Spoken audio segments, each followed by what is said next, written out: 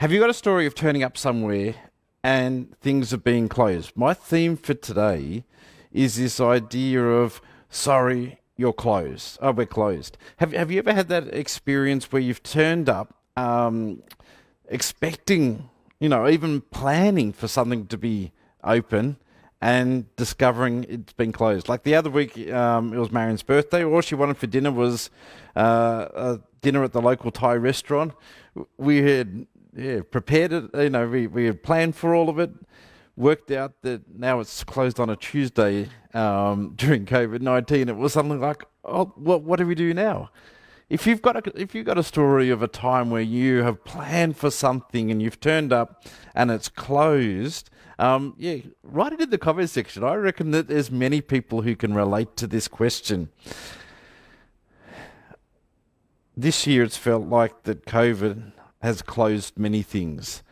Closed workplaces, closed shops, closed church buildings, closed events, even has closed our borders. And this week we've seen some just heartbreaking stories in the news about people who were desperately seeking permission to enter Queensland and not being allowed to. And on the news, it's just heartbreaking to see these people going, well, I just want to see my dad before he dies or attend my family's funeral. It's hard. I remotely attended a funeral on Thursday of a person who was very special to me, and it was very heartbreaking to see her daughter, who was in Victoria, not being able to attend that funeral as well. And people are asking the questions, why do we have these sorry we're closed up signs everywhere? In our Bible reading today, it reminds us of one of the major biblical narratives in the Bible is this idea of hospitality and welcome. And I've preached on this a number of times over the last 2 years. We did a whole series on radical hospitality. We looked at welcoming and belonging in our Pathways to Growth series. And only just a few months ago, we preached upon grace, the idea that all are welcome, that God welcomes all people. It is this major theme in this Bible, this idea of welcome and hospitality. And this story that Nigel read out from us from Genesis is a good example of this. Abraham and Sarah were in a strange land themselves, and after being called by God to leave their birthplace in Ur and travel to the Promised Land. And in Genesis 18, they see 3 travelers passing by, and they were strangers to Sarah and Abraham. They didn't know these people at all, but that did not stop them welcoming the 3 travelers and providing some hospitality to them. There's 3 things that I picked up in the reading that I just want to quickly share these observations with you before we move on to the other parts we want to explore in this input.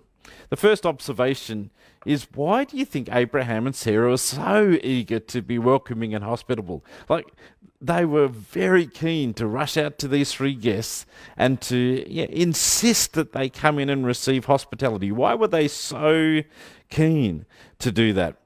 Well, part of the answer is that it was the cultural norm to do that back then. People were hospitable, and that's just what you did. When you saw somebody, you offered hospitality. It was the cultural norm. But for Abraham and Sarah, who were trying to put together their understanding of faith, and which became the Jewish faith, hospitality and welcome is an expression of that faith they had in God. Actually, the Jewish faith calls it mitzvah, which is this sense of there are things that you do so naturally just because it's a way of expressing your obedience to God's will. And hospitality and welcome is part of that. So it's something that you just have to do. I actually was reading a bit about this the other day, and I went a bit further and said if a stranger was in need, it's actually an ethical obligation in the Jewish religion to help. Not just something that you want to do, it's something that you should do. Another observation is, did you notice the quality of the hospitality that they offered? It wasn't just what have we got? What can we do here? No, they served the best food, the finest flour, the choice tender calf. They went above and beyond in their hospitality. They offered the best they had to offer to these guests. The third observation was this question of, was it three men who visited, or was it the Lord who visited? Did you notice this interchanging that happened during the Bible reading? Throughout the story, it starts with the Lord appears to Abraham, and then in verse 2 it says Abraham looked up and saw three men, and then Abraham refers to these three men as the Lord, and then in verse 9 it's referring to they asked and they ate. So it's speaking in a plural term, and then in verse 13, 12 and 13 it switches back to the singular term, and it says, and the Lord said to Abraham. It's this blending of between these guests being visitors and this guest being the Lord. So which is it? Well, maybe it's just because Abraham saw all visitors as someone who is representing the Lord. A bit like in Hebrews chapter 13, verse 2, where it says that sometimes we entertain angels without even knowing it. Or in Matthew 25, when Jesus says, when you feed the least or give a glass of water to the least, you're actually doing it to me. So maybe Abraham had this understanding that, these visitors may have been the Lord, and so he was treating them as the Lord. But how does all of this story fit in with this idea of sorry, we're closed? Sorry, we're closed. I just want to spend a few moments just focusing on this idea that during COVID-19, some of the focus has been taken off other critical issues in the world, just because COVID's been so consuming and so impacting upon us. We've sort of, other issues being pushed to the side for the moment. For example, climate change crisis is still as much of a crisis today as it was when COVID-19 started. But we're not talking about it as much. And the issue I just want to focus on a little bit today is this idea of refugees. The refugee crisis was huge at the beginning of the year, absolutely huge. And things have not changed just because of COVID-19. Actually, things have got worse because of COVID-19. Let me just share some statistics with you. About 1 in 100 people on earth have been forced to leave their homes due to conflict or disaster. So 1% of the world has been forced to leave their homes. And these aren't people who are just looking for an economic environment which is better than theirs. These are people who would prefer to be living at their home, preferred to be staying in their home country, but have been forced to flee due to conflict or persecution or disaster. The Refugee Council at the end of last year named 2020 as the year of welcome, But COVID-19 has changed all of that. When COVID-19 happened, one of the impacts was the restrictions that put a massive impact on the refugee situation. That COVID has closed nearly every country's border. I've got in the statistics there, 167 have fully closed their borders due to COVID-19. And out of the 131 refugee hosting countries, all have temporarily suspended resettlement at the moment. It's like due to COVID-19, every country has put up the sorry, we're closed sign. And so, we can't solve this problem. We can't do anything at the moment because of COVID-19. Anne Cornford was telling me that a story of a refugee family who has been granted settlement in Australia, but are stuck in a refugee camp at the moment because they can't get here because everything's closed at the moment. And so even though they've been assessed and granted refugee status in Australia, they're still stuck in the refugee camps until COVID is ended. And so it's just really hard. And for those people who are in refugee camps at the moment, it's not a great place to be because, People aren't being shipped out of those places, so they're being overwhelmed at the moment. There's limited access to food and healthcare and sanitation, disruption to supplies and donations due to COVID-19, and it's not a good environment for social distancing or good hygiene, meaning that it's very susceptible for COVID-19 transmission. So what do we do? How can we help? You may have seen in the weekly email on our Facebook that Anne Cornford, plus myself, Marion, Matt and Beck from my household are participating in the Act for Peace Ration Challenge starting today. We've actually already started. The Act for Peace is the same people who run the Christmas Bowl if at Christmas time. And we're hoping by doing this we can raise some awareness and particularly help the 5 million refugees in Jordan who have fled the war in Syria.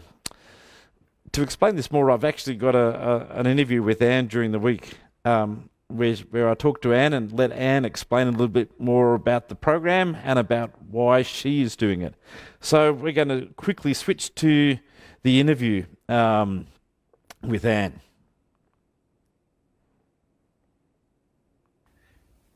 Well, thanks for hosting me in your home for this interview, Anne. It's a pleasure. My question is, yes, we're doing the Act for Peace Ration Challenge, but I'm just wondering whether you want to explain to people, what is it? Yeah. So it's called, the Act for Peace Ration Challenge. I've received a box of supplies, which together with some extra rice and flour is the amount of food that refugees in a particular refugee camp would be supplied with for a week. So for a week, we are eating how much we would be eating if we were a Syrian refugee in a refugee camp. And so, it's just helping us to understand what it's like to have that limited amount of food. Now, it is limited, isn't it? There's not much food there at all. There's not very much, so I'll show you. So, chickpeas. I don't know. Look, I don't mind chickpeas. Red lentils, which I do quite like. Red kidney beans, which I very much don't like. There's actually a lot of rice. Yeah. So there's an extra 1.5 kilos of rice. So there's plenty of rice. This is not apple juice. This is oil. But that's how it looks like a lot, but when you're cooking, that's for the whole week. Yeah, sardines. And some flour. 400 grams of flour. Yeah. Yeah, by the time people are watching this, we would have actually started this. Now, you've actually done it before. You did it last year. I did. And I guess one of my questions is, you were saying that you felt hungry last year. So why are you doing it again? Why are you doing it at all? So I've been thinking about this. I'm not sure why I did it last year. Last year I did it just because I could. Nicole here, I had done it either the year before or the year before that, and I'd seen that and went, oh, I can do that. When I was younger, I used to always do the 40-hour famine, and I liked being able to identify a little bit with being hungry while also raising a bit of awareness and money for a particular cause, and that was more for famine, poverty, whereas this is more me feeling a little bit what it'll be like to be a bit hungry, and it's been such a great conversation starter. I tell them, everyone who knows me, I'm pretty loud. I tell my friends, I ask them to sponsor me, so lots of my friends we've therefore talked about refugees. So it's a conversation starter about refugees, and it raises some money. Well, I'm doing it partly because of your story from last year, partly because my kids were doing it and nagged me into it. But I am a bit worried. Like, I know we've just started, but you told me that you get hungry. Yep. Not super hungry, but you're hungry all the time. Yep. And that you lost weight last year, which I'm actually looking forward to losing some weight. But it did get me thinking, if we're losing weight, what is it like for a refugee who, this is not just a week's, but a week and a week and a week and a week, this is constant. So I think there's not quite, I didn't double check, but there's not quite enough calories. Yeah. So it's just under what we would need. So you're not starving, but just a little bit hungry the whole time. And yes, that means that people in the refugee situation, this is when they're at a camp. This is not when they're still running away. This is when the worst is probably over, of immediate physical risk. Yeah, they don't quite have enough to eat. And they just have to make do. Now, interestingly, those of you who have actually sponsored us will, or have seen maybe my Facebook feed, the more we get sponsored, we can get extra things. And people have asked, well, that doesn't make sense. Well, it does, because if you're in a refugee camp, people might sew clothes or teach English or whatever to get a bit of extra cash so that they can get extra stuff. So I now, and I think, Phil, you have also got your vegetable, extra vegetable. What are you going to have? Have you chosen? No, we haven't chosen yet. Yeah. Yep. And a bit of protein. Bit of protein, yes. And today I got 2 teaspoons of instant coffee. Yes, I haven't had anyone sponsor me today, so I didn't get that. You got another few hours. Okay. I might have to sponsor myself to get it. Yes, that's right. And a treat.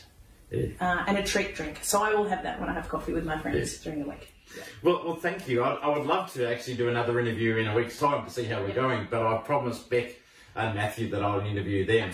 Absolutely. So they will respond next week about how we've gone and what it was like. But thank you for sharing that, and we'll continue on with the service. Thank you. Thanks, Anne. As I said, we will keep you updated how we're going, and maybe Beck or Matt or both can share next Sunday about how we went. But this, for me, is about raising awareness. And I wish to share just a story very briefly, one from the Acts of Peace website. But it's a story about a lady called Fatima, and she is a strong Syrian woman, but she never will forget the humiliation and the powerlessness of when she first became a refugee. She didn't want to leave her home in Syria, but as she explained, the war had started, and the Syrian army wanted to take her son to come and fight for them. And so she said, we just had to leave Syria.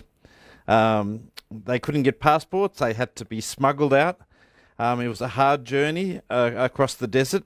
And when they got to Jordan, whilst they did find safety there, it was still hard. She lives in the refugee camps with her children, and while they are safe, as I said, life is still incredibly hard. They depend upon coupons and packages delivered by NGOs. She said, I never thought that this would happen to Syrian people who were living in prosperity and dignity. So despite all this, she does remain positive and is determined to help her fellow refugees. She's trained as a volunteer. She helps with food distributions. She says people who come here are already shy and broken on the inside. She says, I want to help people keep their dignity. I want to share love with a smile. Fatima just wants people to know that she is just like them. She's a mum who loves her boys and is trying to make the best out of a difficult situation. Food is really important to Fatima, and she says, I always try and make sure that we eat together as a family. Meal times are very different back in Syria, but they're still my favourite time, even here. But the reality is that Fatima's stuck in a refugee camp for a while because all the borders are closed. So COVID means that we can't reopen borders. So the question is, how do we continue to have an hospitable, welcoming and open hearts when COVID has closed everything? Actually, if I can just go on a side just for a moment, COVID has actually made hospitality hard in general.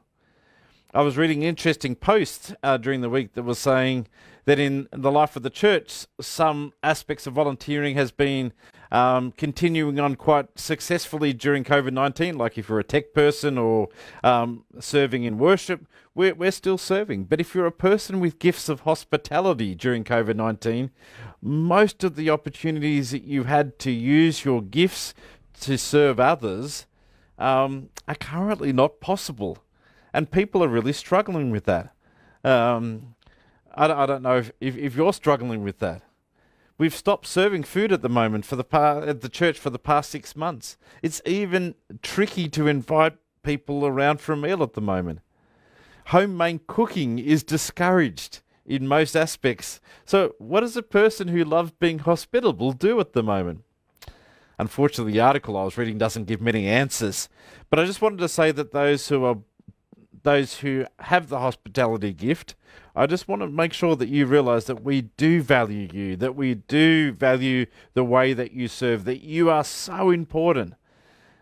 Even in this era that you are struggling to find ways that you can use that gift at the moment. We are all in this together. I just want you to know that. As I said, I want to raise some awareness, and part of that raising awareness is helping people see things from different perspectives. And I'm just wondering whether sometimes it's hard for us to connect with this issue of refugees because it's so beyond our own experience. It's hard to relate to what they're going through. Yet the more I think about that, the more I wonder, actually, I don't think we're as removed from their experiences as much as we think we are. For example, we have a number of people in our church community who've had the experience of having to pack up and move from your homeland to a new country here in Australia. Unlike refugees, you're not fleeing from war or disaster, but it's something instead that you've chosen to do. But you still have the shared experience of leaving things that you love behind and feeling the dislocation and struggle of trying to find your place in a new community. Just how refugees feel. Is this true? I'm assuming this is true, but if somebody who's had that experience, could you just confirm for me that this is true? This sense of it's a similar experience to what refugees are feeling. Not quite the same. But we might actually be feeling that even if we haven't moved countries. That sense of leaving things behind that we loved and moving to something which is different, that we feel that sense of dislocation. Possibly we all can feel that. And even this whole experience of COVID-19 at the moment has possibly helped us understand that more. We're in a place at the moment where we can't go back to what life was like pre-COVID. It's not going to happen that way. And so we're in this time of transition, and we're not sure where the end point will be, and even what the end point will be looking like. So this sense of uncertainty is not dissimilar to what Fatima is experiencing in her refugee camp at the moment. So maybe we can take these glimpses of insight and awareness and help us to be more open, more welcoming, more hospitable to others who are going through similar situations, like immigrants or like refugees. But I just want to finish with a word of hope. If we go back to our Bible story with Sarah and Abraham, Sarah and Abraham went out of the way to be very generous with their hospitality.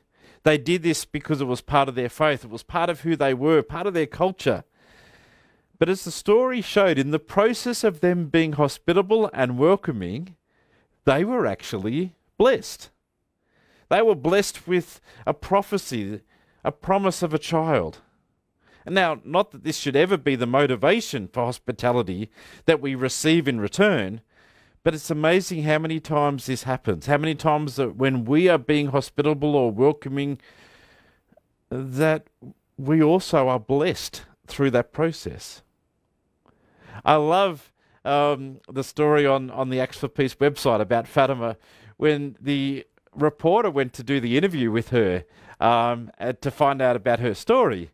They ended up having these cooking lessons. Fatima insisted that she teaches them all these different ways of cooking, including this photo which is on the screen, which is a classic Syrian dish called majadara. So in a sense, even the reporter was blessed just by wanting to tell Fatima's story. He was blessed with all these cooking lessons. I believe that even in this time of COVID-19, that we can be like Abraham and Sarah, ready to welcome, ready to be generous with our hospitality. I'm going to push the pause button here. I'm going to expand a little bit more on this next week when I look at this idea of hunger. What does it mean to be hungry? Because for some people in the world, they are literally hungry for food. But I think we could also be hungry for God, or hungry for justice, or what is right. What does it mean to have hunger? What does it mean to be hungry? That's what we're going to be looking at next week. But I wanted to just finish this with a challenge to help us maybe understand or connect or engage a bit more with this theory. I've got a challenge for you to skip breakfast next Sunday morning. Come to church hungry.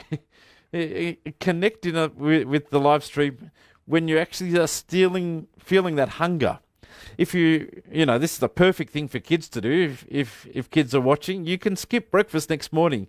We can all eat morning tea together afterwards, but skip breakfast. Or if you really want to be keen, and this is probably more for the adults than for the kids, skip Saturday night dinner as well. Then you really will be hungry. When you've gone for 12 to 18 hours without eating, you'll be hungry by the time church comes around. And that way we might be more open to what God wants to teach to us about being hungry. Not only literally hungry, but as I said, hungry for God or hungry for justice. It's all optional. You don't have to do it. That's just a challenge for next week.